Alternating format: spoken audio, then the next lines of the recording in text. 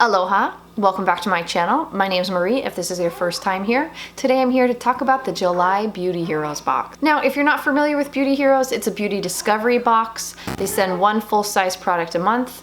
For the last 2 years, if you wanted to sign up, you had to sign up for 3 months at a time. Now they are offering a month-to-month option. It is a little bit more pricey if you want to jump on and jump off the sub whenever you want, whenever a box strikes your fancy, but that option is available now. So if you listen to this review and you're like, I want to try this box but I don't want to subscribe for a long time, then you can now. So if you didn't know, I am a Beauty Heroes ambassador, so they did send this box to me early. I've got to sample these products, enjoy them, research them, so I'm excited to talk to you about them today. Let me stop gibbering and jabbering with intros and let's jump in because there's so much to say. That is right. The July Beauty Heroes box is featuring the longtime green beauty Graydon Skincare. If you've never heard about Graydon Skincare, they are based in Canada. I first heard about them, I think back in 2015, when some of their products were actually sent to me in a subscription box. So they've been around a long time. They were started by a woman with a background in the food industry. So if you see plant ingredients really exalted, that is because the woman behind the brand really has a connection to the things that nourish our bodies.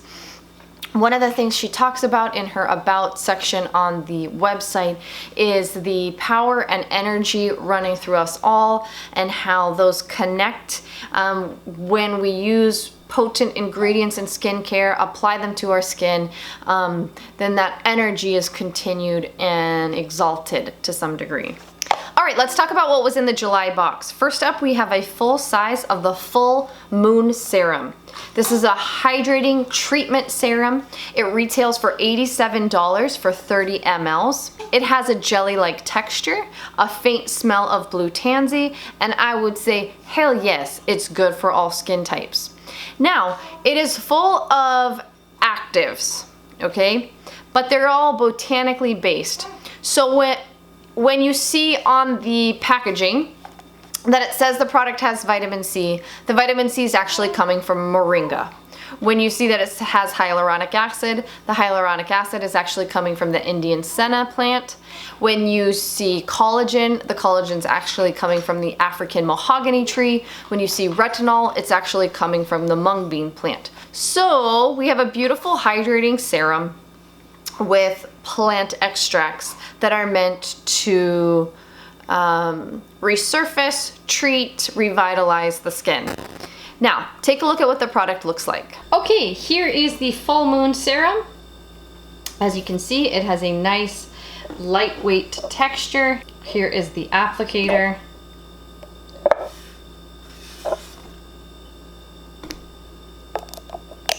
It has something really beautiful. It looks like a jelly, but it has something excellent called a break when it applies to the skin. So it almost breaks down into a lightweight water on the skin and it absorbs beautifully. Okay, so what are my 2 cents on the product? First up, like I said, does everybody need hydrating products? Heck yes. So if you're dealing with dehydrated skin, which most of us are, meaning our skin is not holding as much water as we want to, are you gonna see a visible difference from using this product? Yes, and probably pretty quickly.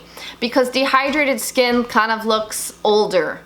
And when you apply a serum that's going to infuse moisture into the skin, you're gonna see a plumping of fine lines. You're gonna see a revitalization of your skin because what?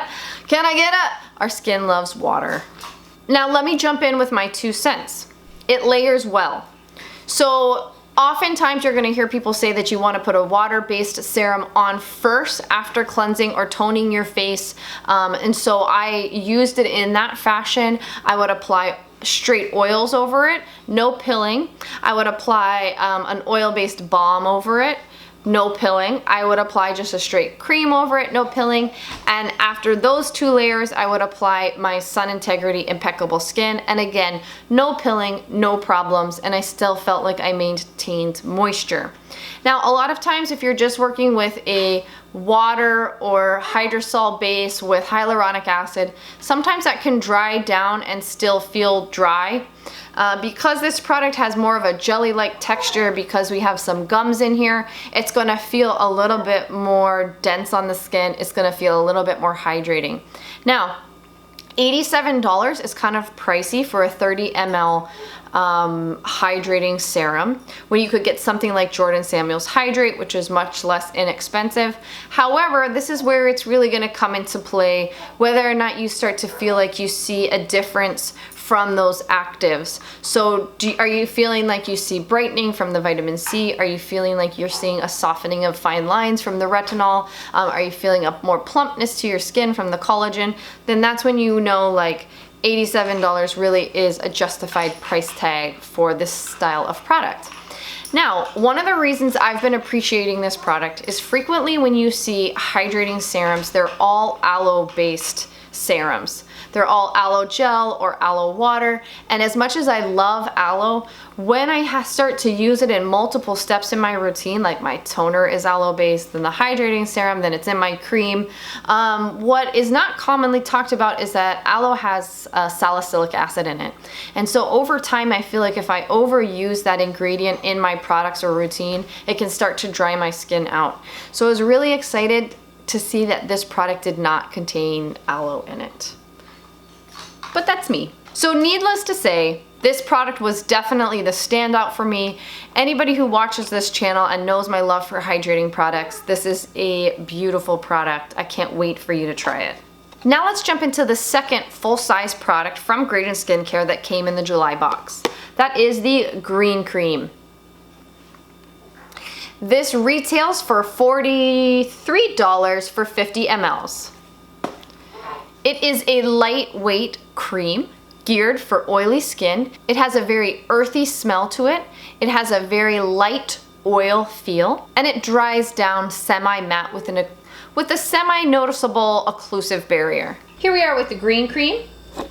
Now, this product has what's called a soaping effect. So what I recommend is you go light with it. When you start to rub it in, you'll see those little bit of white bead up, and you have to give it an extra rub to rub it in. That is significantly decreased if you use a small amount of product at a time. So see, if I was to come in here with maybe how much I would use on my face, and I start to rub it in excessively, you're gonna get a lot of the soaping to the product, and it will take an extra time to rub it in.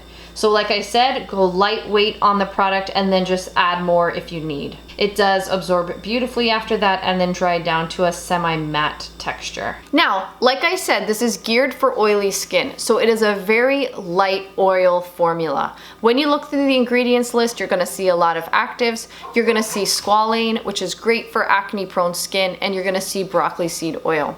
Now, again, we're working with that same idea of botanical actives. So when they talk about phytoretinols, those are coming from the Moth Bean and the Bakuchiol. I think I said that right.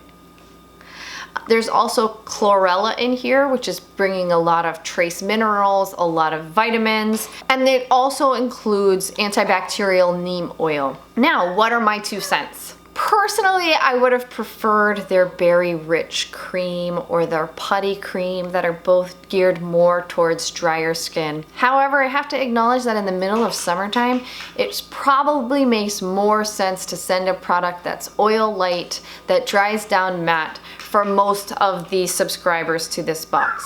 Now, that being said, is there a way, if you have mature, dry skin, to work this in your routine? I definitely think so, because of those 2 star ingredients, the Moth Bean, and really what takes center stage, the botanical active, is that Bakuchiol. Bakuchiol? Sorry, I just should have worked on pronouncing it, but if you're a long-time watcher of my channel, you'll just laugh because I have a history of mispronouncing everything because I grew up in Hawaii and I cannot separate the Hawaiian pronunciation of the vowels from English. Anyway, now, is there a reason to work this into your routine? Absolutely. I would just layer another moisturizer on top if you needed, or try to layer an oil on underneath it. Now, in my experience with using it, it reminds me a lot of the Iuna 1 cream in that I would apply it, I would almost feel like my skin tightened in a way, and I would think to myself, oh, I need more moisture. However, because I was trialing the product, I would go to bed and I would wake up and my skin would feel moisturized and lovely. So give it a chance if you have dry, mature skin, and find a way to work it into your routine, because let's launch in and now talk about some of these botanical actives. Now, let's jump into the two interesting, exciting things about this box. The first is this term retinol. Now, if you were to look up retinol on dictionary.com, it would say vitamin A. Is this mung bean extract? Is this Bakuchiol extract? Are these plants high in vitamin A? No, actually they're not. They're not related to vitamin A in any way. However, the reason I think the skincare industry is throwing around the term retinol is because it conjures up in people's mind the idea of cell turnover and cellular renewal. Two of the things that vitamin A are great at doing. So that leads us to our next point. Do you use vitamin A in your routine?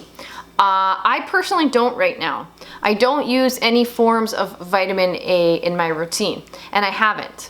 And I'll tell you why. First of all, I don't have acne-prone skin. One of the things that vitamin A does is it helps limit sebum production, and I definitely don't need ingredients that limit sebum production. Now, do I need the cellular renewal and cellular turnover of vitamin A? Yes, I do. I've spent my life in the sun. However, what I'm going to tell you is that as a nurse, when I came into skincare, I knew that vitamin A is an oil-soluble vitamin. Now, vitamins like B and C, you just pee them out. But you can start to accumulate too much vitamin A in your cells. So when I really started to get into ingredient research, I read this book that Jordan Samuel recommended by Ellen Marmer called Simple Skin Beauty. She's a dermatologist. And in her chapter, I've been meaning to talk about this because people ask me about retinol frequently.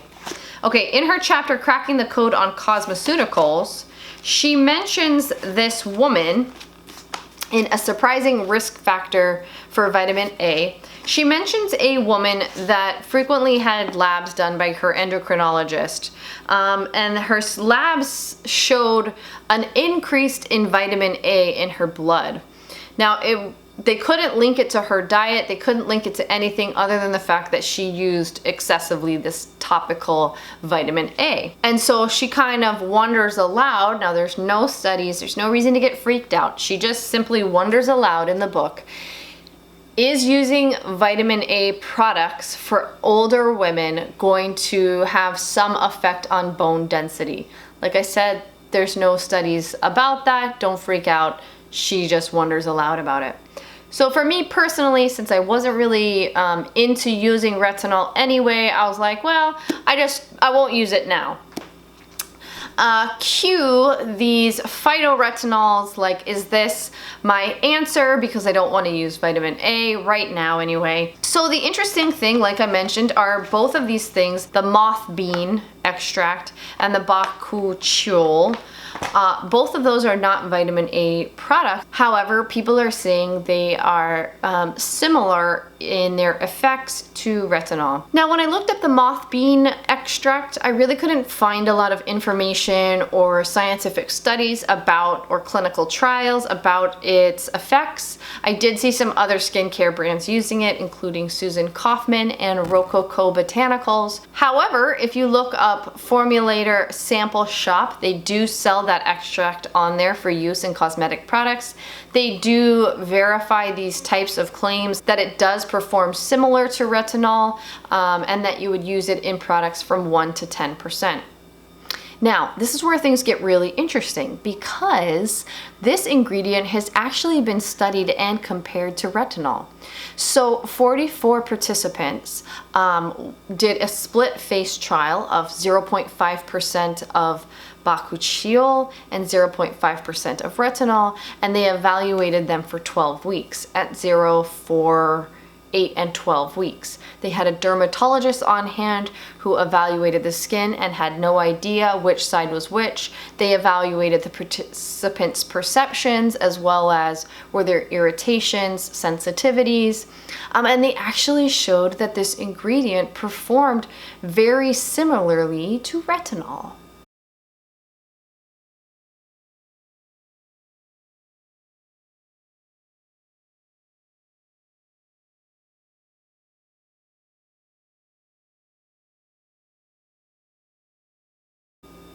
Pretty exciting, right? And one of the things that they cite in the study is that one of the reasons people might be more prone to use this ingredient is that it doesn't have some of the side effects that retinol has. So if you're thinking about trying this box, the two things that I can say is, do you need a hydrating serum? And are you looking for a more matte, acne-prone moisturizer? Because like I said, you know, the use of actives, of any actives, are going to be subjective, and it's going to take time to see results, and you're going to need to use it exclusively. So like if you're really hoping to see some anti-aging results, I would do a routine with definitely these twice a day. Because anything less than that, I highly doubt you're going to see anti-aging effects. But you definitely are going to see some great results, and probably pretty quickly, with a excellently formulated hydrating serum. So that is one of the beautiful things about this product. You really get quick results.